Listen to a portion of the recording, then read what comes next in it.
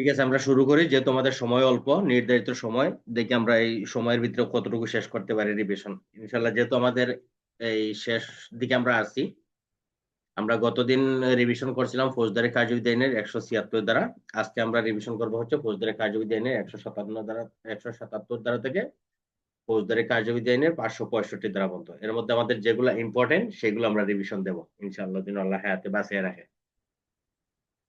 ঠিক আছে, আমরা শুরু করি। আউযু বিল্লাহি মিনাশ শাইতানির রাজিম। বিসমিল্লাহির রহমানির রহিম। রব্বি জিদনি ইলমা, রব্বি জিদনি ইলমা, রব্বি জিদনি ইলমা। রব্বি ইশরাহ লি সাদরি ওয়া ইয়াসসির লি আমরি ওয়াহলুল উকদাতাম মিন লিসানি ইয়াফকাহু কাওলি। যেহেতু আমরা রিভিশন ক্লাস করব, অতএব এটা বিস্তারিতভাবে বলার কোনো সুযোগ নাই। আমরা শুধু মূল ধারায় কি বলছে সেটাই শুধু বলবো, আর ভিতরের ক্লাসগুলো তো আমরা আগের দেওয়া আছে। যদি কারোর প্রয়োজন হয় তাহলে আমাদের ফেসবুক পেজ দেলওয়ার ল ক্লাস এবং ইউটিউব চ্যানেল দেলওয়ার ল ক্লাস, এর মধ্যে সবগুলা ক্লাসের ভিডিও দেওয়া আছে, আপনারা চাইলে দেখতে পারেন, উপকৃত হবেন ইনশাআল্লাহ।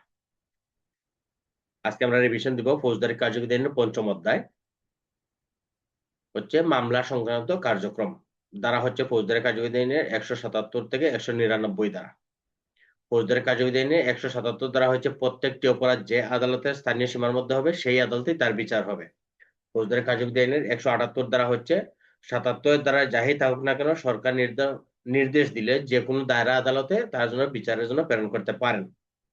ফৌজদারি কার্যবিধি আইনের 179 ধারা যে জেলায় অপরাধ সংঘটিত হয়েছে অন্য জেলায় যদি তার পরিণাম ঘটে, অর্থাৎ এক জেলায় অপরাধ হইলে অন্য জেলায় গিয়ে যদি তার একটা অপরাধ সংঘটন হয়, সেই ক্ষেত্রে কি হবে, দুই স্থানের যে কোনো আদালতে বিচার হতে পারে। 179 ধারা। তারপর হচ্ছে ফৌজদারি কার্যবিধি আইনে 180 ধারা যে কাজ অপর কাজের সাথে মিলিত হয়ে একটা অপরাধ হয়, সেই অপরাধ সেই অপরাধের যে কোনো আদালতের সীমার মধ্যে হইতে পারে। অর্থাৎ দুইটা কাজের যে কোনোটি যে জায়গায় সংঘটিত হয়েছে সেই স্থানে তার বিচার হইতে পারে। 180 ধারা। 181 ধারা হচ্ছে ট্রক ডাকাত খুন বা অভ্যাসগত অপরাধী বিশ্বাস ভঙ্গ করে তাদের বিচার যে স্থানে হবে সেই স্থানে সেই আদালতেই তার বিচার হবে। 181। 182 ধারা হচ্ছে একই অপরাধ একাধিক এলাকায় হইলে স্থানের মধ্যে যদি কোনো অনুসন্ধান হয় তাহলে সেটা কি করতে পারবেন, অনুসন্ধান এবং বিচার সেই এলাকায় করতে পারবেন। অর্থাৎ ইনকোয়ারি এবং অনুসন্ধানের জন্য কি, এক অপরাধ একাধিক এলাকা হইলে উক্ত স্থানের মধ্যে যে কোনো একটি আদালতে বিচার বা ইনকোয়ারি করা যাবে। 182। 183 ধারা হচ্ছে ভ্রমণকালে সংঘটিত অপরাধ। 185 ধারা কোন আদালতে বিচার হবে এইটা নিয়ে কোনো প্রশ্ন হইলে সেটা কি করবেন, হাইকোর্ট বিভাগ নির্ধারণ করে দিবেন। তারপর হচ্ছে ফৌজদারি কার্যবিধি আইনের 190 ধারা নালিশ।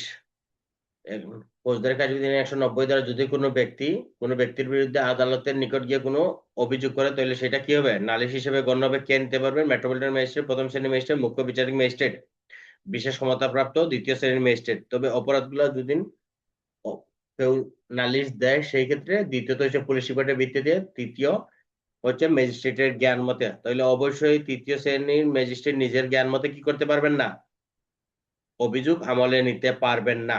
ফৌজদারি কার্যবিধি আইনের 191 ধারা হচ্ছে আসামির আবেদনে মামলা হস্তান্তর। ফৌজদারি কার্যবিধি আইনের 192 ধারা ম্যাজিস্ট্রেট কর্তৃক মামলা হস্তান্তর। ফৌজদারি কার্যবিধি আইনের 193 ধারা দায়রা আদালত কর্তৃক অপরাধ আমলে গ্রহণ। রেকর্ডিংটা কি দিছি? হ্যাঁ, রেকর্ডিং দেওয়া আছে। ফৌজদারি কার্যবিধি আইনের 195 ধারা সরকারি কর্মচারীর আইনসঙ্গত কর্তৃত্ব অবমাননার দায়ে মামলা।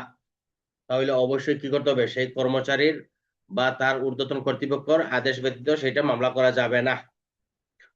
ফৌজদারি কার্যবিধি আইনের 196 ধারা রাষ্ট্রদ্রোহিতার অপরাধের দায়ে মামলা। ফৌজদারি কার্যবিধি আইনের 197 ধারা বিচারক বা সরকারি কর্মচারীর বিরুদ্ধে মামলা। যদি দণ্ডবিধির 19 অধ্যায় অনুসারে ওনার কর্তব্য সম্পাদনকালে কোনো কিছু হয়ে থাকে সেই ক্ষেত্রে সরকারের পূর্ব অনুমতি নিয়ে মামলা করতে পারবেন। ফৌজদারি কার্যবিধি আইনের 198 ধারা চুক্তিভঙ্গ, মানহানি ও বিবাহ সম্পর্কিত অপরাধের দায়ে মামলা। ভিকটিম, তার স্বামী অথবা তার অভিভাবক ব্যতীত তাদের আবেদন ব্যতীত মামলা নেওয়া যাবে না। ফৌজদারি কার্যবিধি আইনের 199 ধারা বেবিচার ও বিবাহিত মহিলা কুশলায় নিয়ে দেওয়ার দায়ে মামলা। তারপর হচ্ছে 16 অধ্যায় ম্যাজিস্ট্রেটের নিকট নালিশ সম্পর্কিত। 200 দ্বারা হচ্ছে বাদীর জবানবন্দি গ্রহণ করতে পারবেন নালিশের সময়। তারপরে হচ্ছে ফৌজদারি কার্যবিধি 201, যদি কোনো ম্যাজিস্ট্রেটের নিকট লিখিত নালিশ করা হয় তাহলে তিনি কি করবেন, আমলে নিতে না পারলে সেটা যে স্থানে প্রেরণ করা দরকার সেই স্থানে প্রেরণ করবেন অথবা তাদেরকে উক্ত স্থানে যাওয়ার জন্য বলবেন। ফৌজদারি কার্যবিধি আইনের 202 দ্বারা পরোয়ানা দান স্থগিত রাখা। ফৌজদারি কার্যবিধি আইনের 203 দ্বারা নালিশ খারিজ করবেন আদালত। 202 দ্বারা অনুসন্ধান তদন্ত করে যদি পর্যাপ্ত কারণ না থাকে তাহলে কি করবেন, নালিশ খারিজ করবেন। তারপর হচ্ছে অধ্যায় 17 ম্যাজিস্ট্রেটের নিকট মামলা শুরু। 204 হচ্ছে পরোয়ানা দিবেন ম্যাজিস্ট্রেট, পরোয়ানা দিয়ে তাদেরকে হাজির হওয়ার জন্য বলতে পারবেন। 205 ম্যাজিস্ট্রেট আসামিকে ব্যক্তিগত হাজিরা মাপ দিতে পারেন। তারপর হচ্ছে 205 ঘ, যদি পুলিশি মামলা এবং নালিশি মামলা একসাথে চলমান থাকে তাহলে কি করবেন, ম্যাজিস্ট্রেট নালিশি মামলা বন্ধ করে পুলিশের নিকট রিপোর্ট চাইবেন। পুলিশ রিপোর্ট যদি অভিযোগপত্র দাখিল করে তাহলে সেইটা ম্যাজিস্ট্রেটের নিকট যেটা স্থগিত আছে সেইটাও পুলিশ রিপোর্টের মতো কার্যক্রম শুরু করবেন। তারপর ফৌজদারি কার্যবিধি 19 অধ্যায় চার্জ সম্পর্কিত। ফৌজদারি কার্যবিধি আইনের 221 দ্বারা চার্জে অপরাধের বিবরণ থাকতে হবে। 1, 2 হচ্ছে অপরাধের নির্দিষ্ট নাম উল্লেখ থাকতে হবে। 3 যদি নাম না থাকে তাহলে বিস্তারিতভাবে উল্লেখ করতে হবে। 4 হচ্ছে অপরাধের দ্বারা উল্লেখ করতে হবে। 5 হচ্ছে চার্জ দ্বারা কি বোঝায় সেই শর্তগুলো পূরণ করতে হবে। 6 হচ্ছে চার্জের ভাষা হবে আদালতের ভাষা বা ইংরেজি ভাষা। 7 আসামির পূর্ববর্তী দণ্ড উল্লেখ করতে হবে। এই 7টা বিষয় মনে রাখবেন ফৌজদারি কার্যবিধি আইনের 221 দ্বারা। 222 দ্বারা হচ্ছে সময়, স্থান ও ব্যক্তি সম্পর্কিত, জ্ঞাত হতে পারে সেইভাবে উল্লেখ করবেন। 223 দ্বারা হচ্ছে 221, 222 দ্বারা উল্লেখিত তথ্য আসামির বিরুদ্ধে আনিত চার্জ সম্পর্কে না জানলে সেক্ষেত্রে কি বিস্তারিতভাবে উল্লেখ করতে হবে। 225 ভুল ভ্রান্তির ফল। তারপর হচ্ছে 231 আদালত চার্জ পরিবর্তন বা নতুন করে সংযোজন করতে হলে কি করতে পারেন, সংযোজনের আদেশ দিতে পারেন। 232 গুরুতর ভুলের ফল। 233, 234, 235, 236 ও 239 দ্বারা ব্যতীত কোনো অপরাধে অভিযুক্ত হলে প্রত্যেকটি অপরাধের জন্য পৃথক চার্জ করতে হবে। তারপর হচ্ছে ফৌজদারি কার্যবিধি 234 দ্বারা যখন কোনো ব্যক্তি 1 বছরের মধ্যে 3টা অপরাধ করে তাহলে কি করতে হবে, চার্জ একসাথে করে বিচার করা যাবে। এমসিকিউ আছে কিন্তু 1 বছরের ভিতরে কয়টা অপরাধ করলে একসাথে চার্জ গঠন করা যায়। 1 বছরের ভিতরে 3টা অপরাধ করলে একই অপরাধ, একই ধরনের 3টা অপরাধ করলে একসাথে চার্জ করে বিচার করা যাবে 234 দ্বারা। তারপর হচ্ছে অধ্যায় 20 ম্যাজিস্ট্রেট কর্তৃক মামলা বিচারে নেওয়া। ফৌজদারি কার্যবিধি আইনের 241 শর্ট হাইফেন ক, বাদী এবং আসামি জবানবন্দি গ্রহণ করে যদি চার্জ ভিত্তিহীন হয় তাহলে কি করবেন, অব্যাহতি দিয়ে কারণ লিপিবদ্ধ করবেন। 242 দ্বারা চার্জ গঠন করে আসামি যিনি স্বীকার করে কিনা সেটা জিজ্ঞাসা করবেন। 243 যদি সে স্বীকার করে তাহলে দণ্ড দিবেন, আর যদি স্বীকার না করে তাহলে কি করবেন, 244 সাক্ষ্য প্রমাণ সংগ্রহ করবেন। 245 দ্বারা সাক্ষ্য প্রমাণে যদি আসামি নিরপরাধ হয় খালাস দিবেন। স্যার আপনার কথাটা ক্লিয়ার আসতেছে না স্যার, সাউন্ডটা অনেক স্লো। কথা কি ক্লিয়ার যায় না? না স্যার, সাউন্ডটা আসতেছে না স্যার, অনেক স্লো স্যার। ক্লিয়ার আসছে, ক্লিয়ার ক্লিয়ার আসতেছে। আছে, ক্লিয়ার আছে। আপনার ওখানে মনে হয় নেটের সমস্যা আছে তো। আপনার মোবাইলটা দেখেন। যদি আপনার হেডফোন লাগানো থাকে তাহলে একটু হেডফোনটা লাগাই নেন। আমি তো জি sir, sure sir, clear sir, লাগাইছি স্যার, ক্লিয়ার। না, আমি যথেষ্ট জোরে সাউন্ড দিচ্ছি তো। না sorry sir, sorry sir, sorry. আচ্ছা ঠিক আছে, লাগাইছি স্যার। হ্যাঁ ঠিক আছে। ফৌজদারি কার্যবিধি আইনের 247 দ্বারা বাদী যদি মামলার শুনানিতে হাজির না হয় তাহলে কি করবেন, ম্যাজিস্ট্রেট আসামিকে খালাস দিবেন। আর যদি পর্যাপ্ত কারণ থাকে তাহলে কি করবেন, মুলতবি রাখবেন। 248 দ্বারা হচ্ছে বাদী বা ফরিয়াদির আবেদনে নালিশ প্রত্যাহার করতে পারেন বা আসামিকে খালাস দিতে পারেন। তারপর হচ্ছে ফৌজদারি কার্যবিধি 249 দ্বারা নালিশ ব্যতীত অন্য কোনো ভাবে যদি রুজু মামলা হয় তাহলে কি করতে পারবেন, প্রথম শ্রেণীর ম্যাজিস্ট্রেট, মুখ্য বিচারিক ম্যাজিস্ট্রেট পূর্ব অনুমতি নিয়ে কারণ লিপিবদ্ধ করে খালাস বা দণ্ড না দিয়ে মামলা বন্ধ করে দিতে পারেন বা আসামিকে মুক্তি দিতে পারেন। ফৌজদারি কার্যবিধি 250 দ্বারা মিথ্যা তুচ্ছ মামলা বিরক্তিকর হইলে সেক্ষেত্রে কি করবেন, সংশোধন অনুসারে প্রথম দ্বিতীয় শ্রেণী ম্যাজিস্ট্রেট অনধিক 50,000 টাকা জরিমানা করতে পারবেন। তৃতীয় শ্রেণী ম্যাজিস্ট্রেট 25,000 এবং 500 টাকার বেশি জরিমানা হলে আপিল করা যাবে। অতিরিক্ত দণ্ডের ক্ষেত্রে অনধিক 1 লক্ষ টাকা জরিমানা করা যাবে। এটা হচ্ছে সংশোধন 2025 অনুসারে। অধ্যায় 22 সংক্ষিপ্ত বিচার সম্পর্কিত। ফৌজদারি কার্যবিধি 260 হতে 265 দ্বারা ফৌজদারি কার্যবিধি 260 ধারা সংক্ষিপ্ত বিচার পদ্ধতি কি করতে পারবেন? 5 লক্ষ টাকার মূল্য, আগে ছিল সেটা 10,000 টাকা, এটা সংশোধন অনুসারে এখন হচ্ছে 5 লক্ষ টাকার জন্য সম্পত্তির ক্ষতি হয়, সেই ক্ষেত্রে এটা সংক্ষিপ্ত বিচার করা যাবে, এবং 2 বছরের কম দণ্ড হইলে সেটা সংক্ষিপ্ত বিচার করা যাবে। সংক্ষেপে মনে রাখবেন, 2 বছরের কম দণ্ড এবং অর্থ যদি 5 লক্ষ টাকার কম হয় সেই ক্ষেত্রে এটা সংক্ষিপ্ত বিচার হবে। তারপরে হচ্ছে ফৌজদারি কার্যবিধি 261 ধারা দ্বিতীয় এবং তৃতীয় শ্রেণীর ম্যাজিস্ট্রেটও কি করতে পারবেন? সংক্ষিপ্ত বিচার করতে পারবেন, অনধিক 1 মাসের কারাদণ্ড দিতে পারবেন। ফৌজদারি কার্যবিধি 262 ধারা ব্যতিক্রম সাপেক্ষে কি হয়েছে? 20 অধ্যায়ের যদি পদ্ধতি অনুসরণ হয় সেক্ষেত্রে 2 বছর অধিক কারাদণ্ড আদেশ দেওয়া যাবে না। 264 ক সংক্ষিপ্ত বিচারের পদ্ধতিতে কি করবেন? অভিযোগ গঠন করবেন, সাক্ষ্য গ্রহণ করবেন, 342 ধারার আসামি জবানবন্দি গ্রহণ করবেন, রায় ঘোষণা সম্ভব হইলে একই অধিবেশনে কি করবেন? যে কোনো স্থান সম্পন্ন করা যাইতে পারে। এটা হচ্ছে সংশোধন 2025 অনুসারে। অধ্যায় 23 দায়রা আদালতের বিচার সম্পর্কিত 265 ক হতে 265 ঠ পর্যন্ত। পিপি আসামি বাদীর পক্ষে মামলা পরিচালনা করবেন, পিপি আসামির দোষ দিয়ে মামলা শুরু করবেন, বাদী এবং অভিযোগকারী বক্তব্য শ্রবণ করে পর্যাপ্ত কারণ থাকলে কি করবেন? কারণ না থাকলে আসামিকে অব্যাহতি দিবেন। ঘ হচ্ছে আসামি অপরাধ করলে সেটা চার্জ প্রণয়ন করবেন, আর যদি সে চার্জ প্রণয়ন শোনাবেন। 265 ও আসামি দোষ স্বীকার করলে লিখিত দণ্ডাদেশ দিবেন। 265 ছ আসামি যদি দোষ স্বীকার না করে তাহলে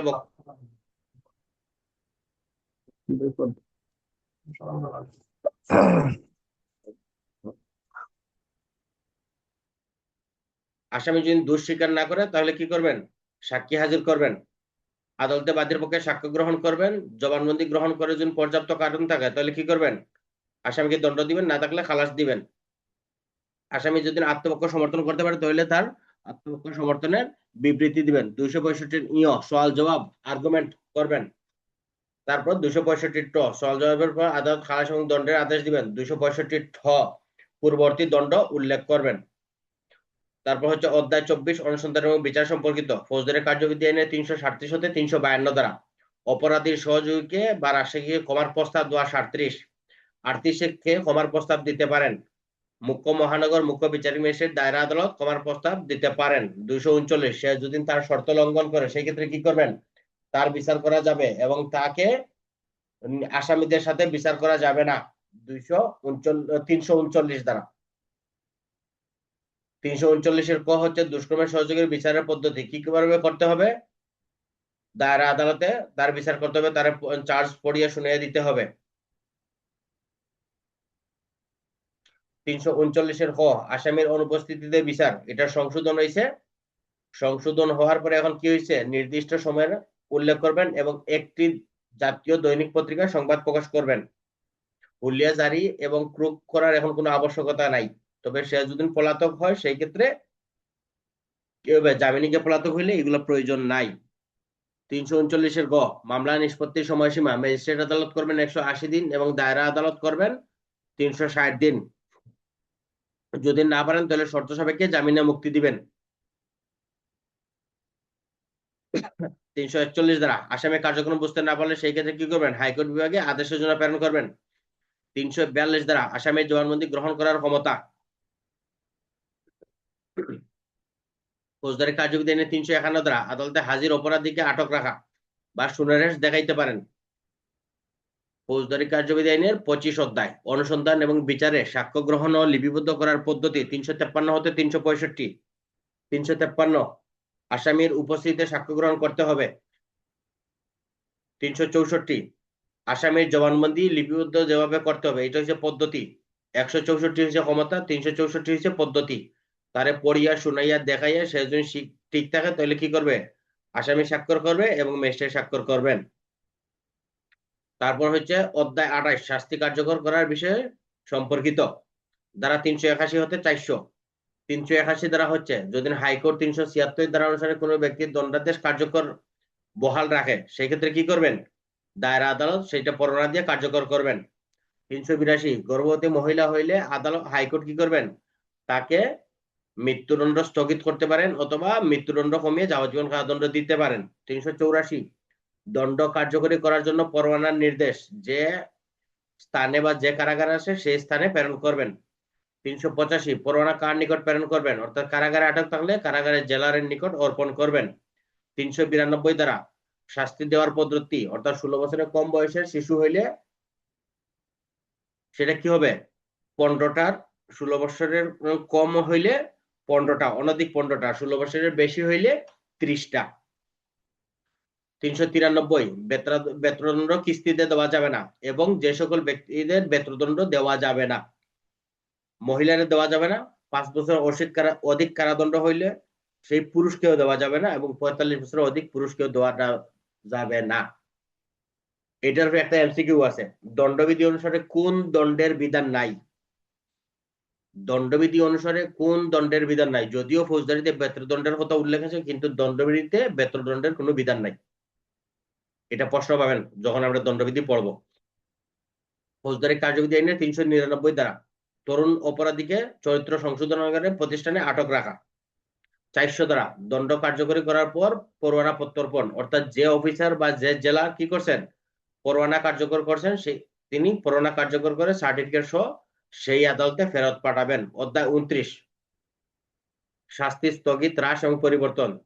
ধারা 401 হতে 402 এর শর্ট হাইফেন ক। 401 দণ্ড স্থগিত বা মওকুফ করার ক্ষমতা, সরকার দণ্ড মওকুফ করতে পারেন।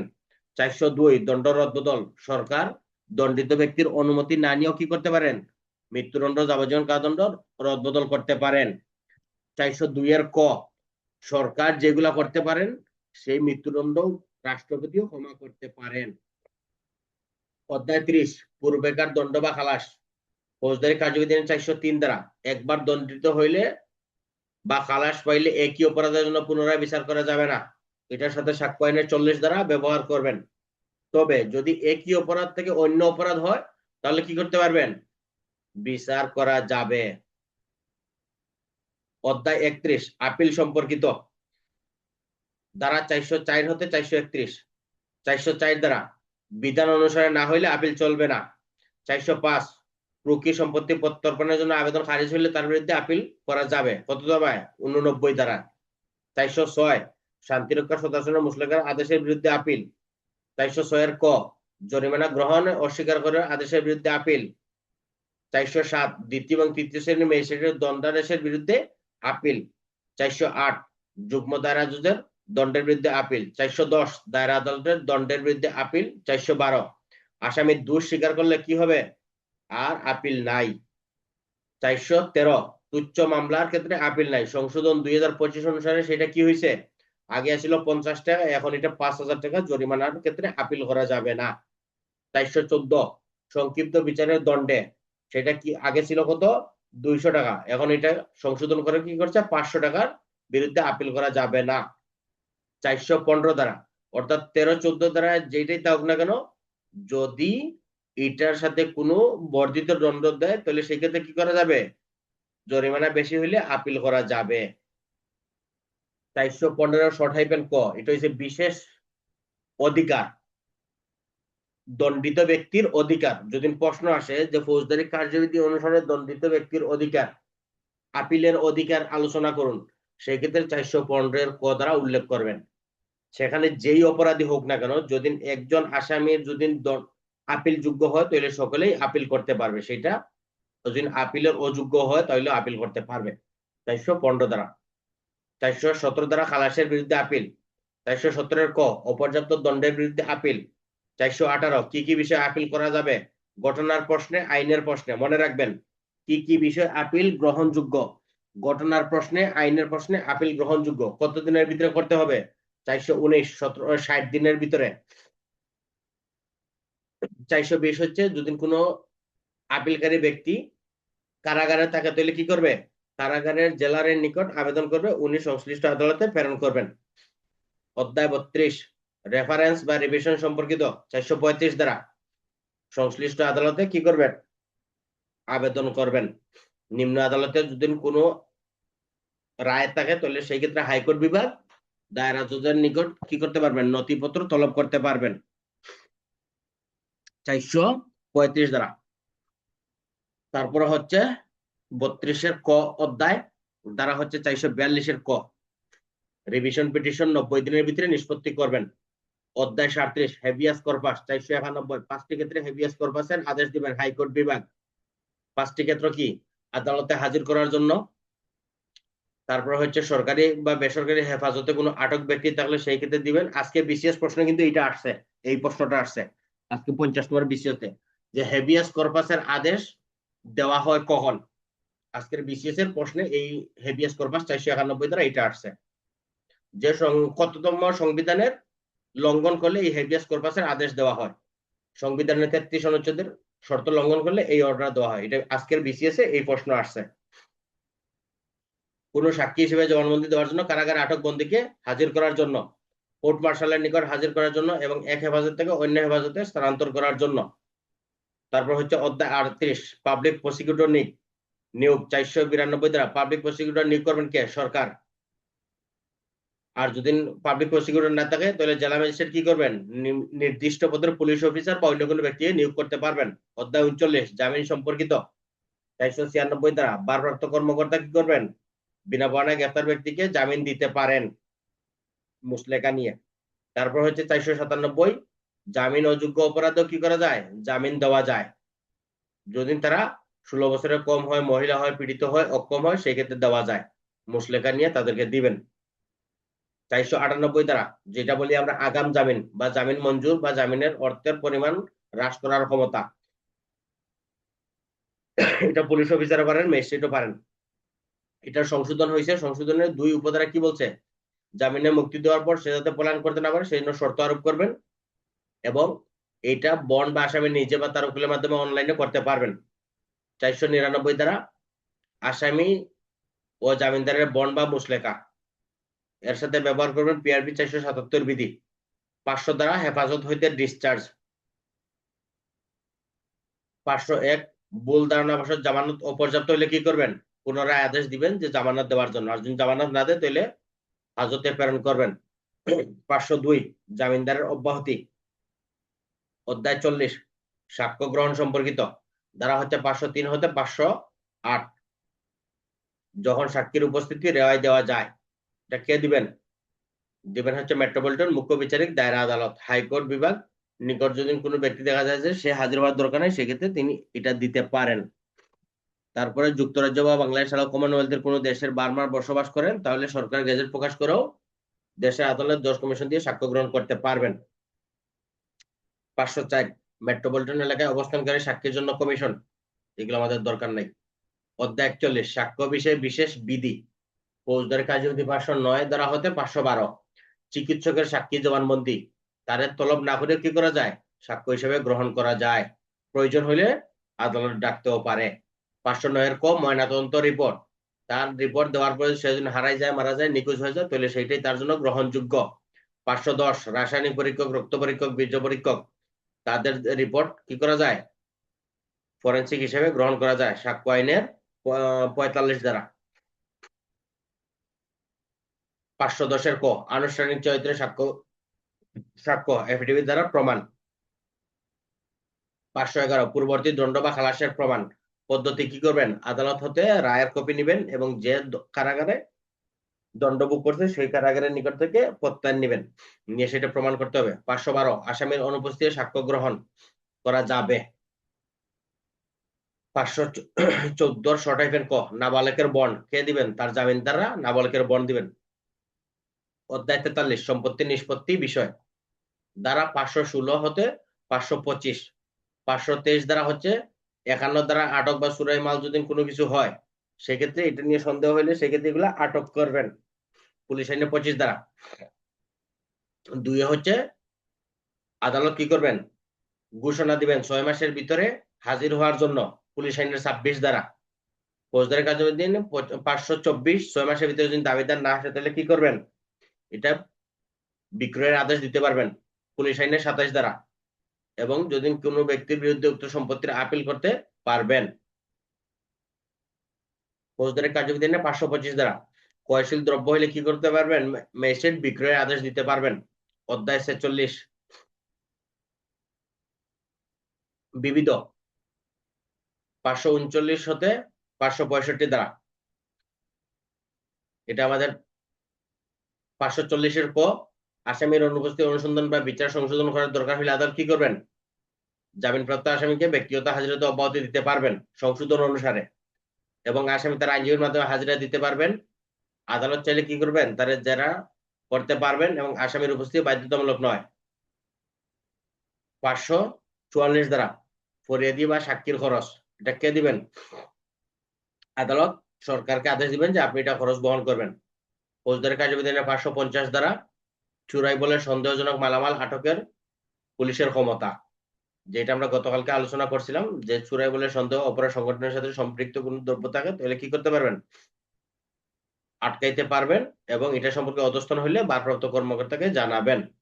551 দ্বারা ঊর্ধ্বতন অফিসার থানার ভারপ্রাপ্ত কর্মকর্তা হইতে পারবেন যদি তিনি সেই থানার দায়িত্বাধীন থাকেন। ফৌজদারি কার্যবিধানের 552 দ্বারা অপহৃত নারী প্রত্যর্পণ, এবং 560 দ্বারা হচ্ছে কোনো সরকারি কর্মচারী কর্তব্য সম্পাদনকালে কোনো সম্পত্তি ক্রয় বা নিলামে অংশ নিতে পারবে না। 560 দ্বারা 561 দ্বারা স্বামী কর্তৃক স্ত্রী ধর্ষণের অপরাধ, এটা কি করতে হবে? মুখ্য বিচারিক মুখ্য মহানগর ম্যাজিস্ট্রেট ব্যতীত কেউ অপরাধ আমলে নেবেন না। যদি তার স্ত্রীর সাথে যৌন সম্ভোগ করে এবং অথবা তার বিচারের জন্য প্রেরণ করবেন না, তবে একজন ইন্সপেক্টর পদের অফিসাররা কি করতে পারবেন? তদন্তের আদেশ দিতে পারবেন। 565 দ্বারা পূর্বে দণ্ডিত অপরাধকারীগণের ঠিকানা অবগত করিবার আদেশ, যেটা হচ্ছে আমরা 565 উপধারা যেটা বলি, যে যারা বিভিন্ন মেয়াদে 5 বছরের ভিতরে বাসস্থান পরিবর্তন করলে কি করবেন? অবশ্যই আদালতকে জানাবেন। আর যদি তার আবেদনে তার দণ্ড রদবদল হয় তাহলে তার আপিলটা এই আদেশটাও বাতিল হবে, যে 5 বছরের আদেশ সেটাও বাতিল হবে। এবং যদি কেউ কোনো শর্ত লঙ্ঘন করে তাহলে 3 ধারা অনুসারে তাকে কি করতে পারবেন? সরকার তারে আদেশ দিতে পারবেন, যে অনুপস্থিতি সম্পর্কে বিধান সরকার প্রণয়ন করতে পারবেন। 4 ধারা হচ্ছে হাইকোর্ট এই ধরনের আদেশ দিবেন। 5 ধারা হচ্ছে লঙ্ঘনের সর্বশেষ সে জেলায় যে বসবাস করে সেই স্থানে কি করতে পারবেন? তার বিচারের জন্য প্রেরণ করতে পারবেন। এই ছিল আমাদের আজকের আলোচনা, রিভিশন ক্লাস।